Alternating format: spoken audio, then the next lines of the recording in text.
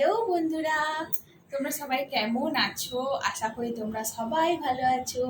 এখন প্রচুর বৃষ্টি হচ্ছে সব জায়গায়, তো আমাদের এদিকেও প্রচুর বৃষ্টি হচ্ছে। তো আমি আবার চলে এসেছি তোমাদের সঙ্গে গল্প করতে। তো আবার কিছু এক জিনিস নিয়ে এসেছি। দেখো, এই যে যখনই বেবি 6 মাস বয়স হয়ে যায় তারপর থেকে সবাই জানো যে তাকে সলিড ফুড খাওয়ানো স্টার্ট করতে হয়।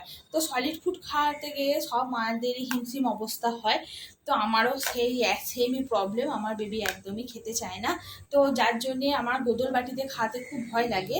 তো যার জন্যে আমি এরকম একটা স্পুন অনলাইন থেকে অর্ডার করেছি। এটা তোমরাও অবশ্যই কিনতে পারো, এটাতে বেবিকে খাওয়াতে খুব সুবিধা হবে। এই দেখো, এটা দুটো মুখ আছে।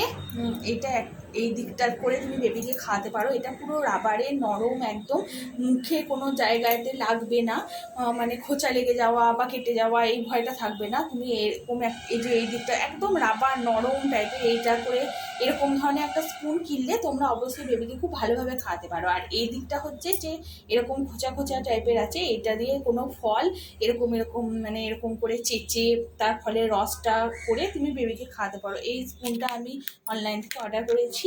তো বেবির জন্য দেখো এটা কেমন হয়েছে, তোমরা অবশ্যই এটা কিনে উপকৃত হতে পারো। দেখো।